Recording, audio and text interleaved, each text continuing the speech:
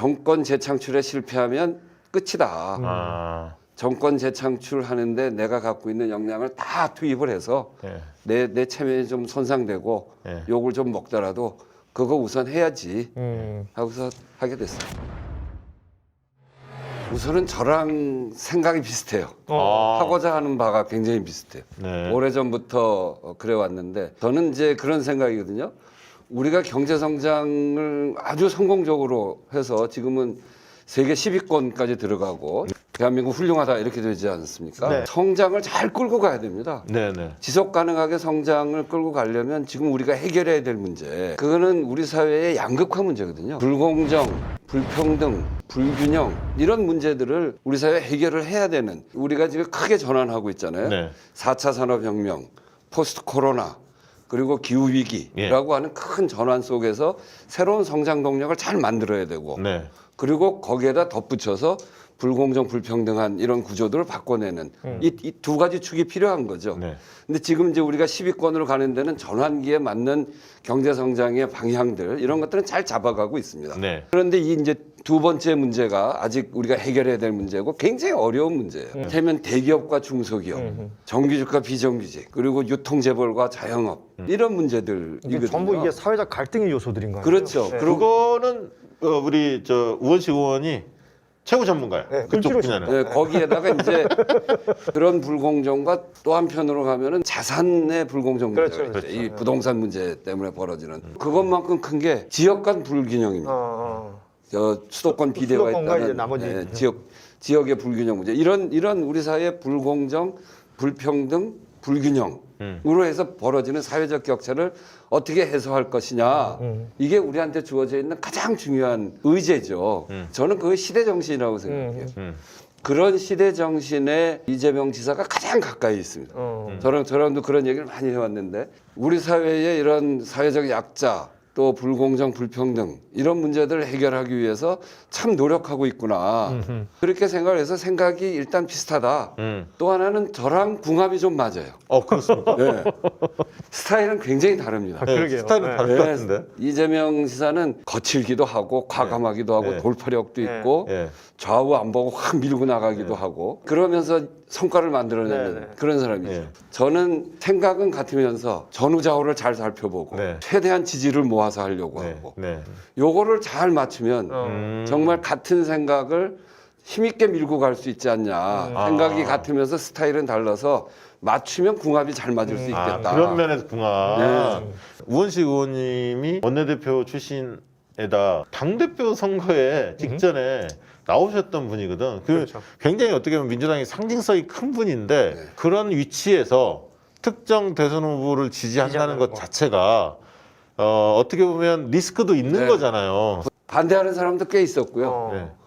그래서 이제 반대하는 분들이 여럿 있었어요. 근데 이제 저는 그런 생각을 했어요. 정말 이길 수 있어야 된다.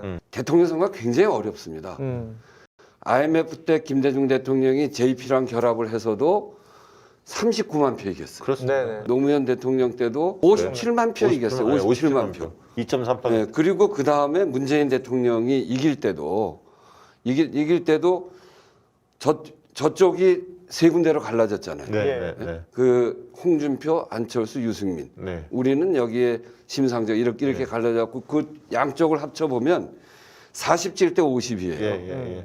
그러니까 그때는 탄핵 때 아닙니까? 탄핵 때 우리가 뭐 무조건 이길 거다 이렇게 생각했을 때도 이게 만만치 않은 선거를 치르거든요. 보수가 그만큼 만만치 않아요. 쉽지 않은 선거인데 이기려면 뭐가 있어야 되냐면 지금 이지형이 아니라 국민들한테 저 사람한테 맡기면 정말 내 삶이 나아지겠구나. 정말 일을 잘하는 사람이구나. 그래서 맡겨도 되겠어 하는 그런 희망이 생겨야 되거든요. 국민의 힘이 지금은 여러 가지 갈라져 있는 것 같지만 정권 교체의 요구가 굉장히 높고 합쳐질 가능성이 굉장히 높다고 생각해요. 똘똘 뭉치겠죠. 그렇기 때문에 1대1로 붙을 경우에는 굉장히 어려운데 여기에서 이기려면 지금의 지형이 아니라 국민들한테 정말 희망을 줄 수 있는, 국민의 삶을 변화시킬 수 있는 그런 가능성이 있는 후보가 우리의 후보가 되지 않으면 정말 대선 쉽지 않겠다. 우리 대통령 후보로 나오신 분들이 다 훌륭한 분들입니다만 정말 지금 시대 정신을 가지고 이 상황을 돌파할 수 있는 그런 실천력을 가지고 이 일을 잘하는 그런 역량을 가지고 국민들한테 희망을 줄 때 비로소 전 돌파가 가능하다. 이렇게 생각합니다. 네. 특히나 이제 이번 대선은 네. 더위로서도 그렇고 저쪽으로서도 그렇고 절체절명의 대결입니다. 네. 저는 이번 선거가 앞으로 15년에서 20년의 대한민국의 정치 지형을 결정하는 선거다. 특히 우리는 이번에 이기면 어느 때하고 비교할 수 없는 찬스를 갖게 됩니다. 정권을 바꾸고 새로운 대통령이 출발하는 힘을 갖는데 거기에 180석이라고 하는 의석을 갖는 국회가 있어요. 그렇죠. 완벽한 권력입니다. 이 두 개가 결합이 되면 새로운 정권 출발에 180석 의석을 갖는 거죠. 정말 다 해볼 수 있습니다. 그런 기회이기 때문에 이번 선거는 절대로 놓치면 안 되는 선거. 그래서 꼭 이길 수 있는 후보를 생각해 보니까 내가 당에서 전당대회 30% 받고 좀 폼나게 하고 사람들한테 두루두루 잘하고 인사 잘하고 그러면 다음에 될 수 있겠지. 이런 생각도 한편 있었는데 그거보다는 정권 재창출에 실패하면 끝이다. 정권 재창출하는데 내가 갖고 있는 역량을 다 투입을 해서 내 체면이 좀 손상되고 욕을 좀 먹더라도 그거 우선 해야지 하고서 하게 됐습니다. 야, 나는 그 우원식 의원님께서 당대표 선거 나올 때 나 이런 사람이야, 나는 이런 비전 가지고 있어, 나 뽑아주세요 라고 말씀하실 때보다 예. 몇 배는 더 설득력이 있고 더 목소리를 키우시고, 야, 보통 선대위원장들이 이렇게 안 하시거든요. 그러니까 나는 후보가 나오신 줄 알았어. 야, 놀라운데요?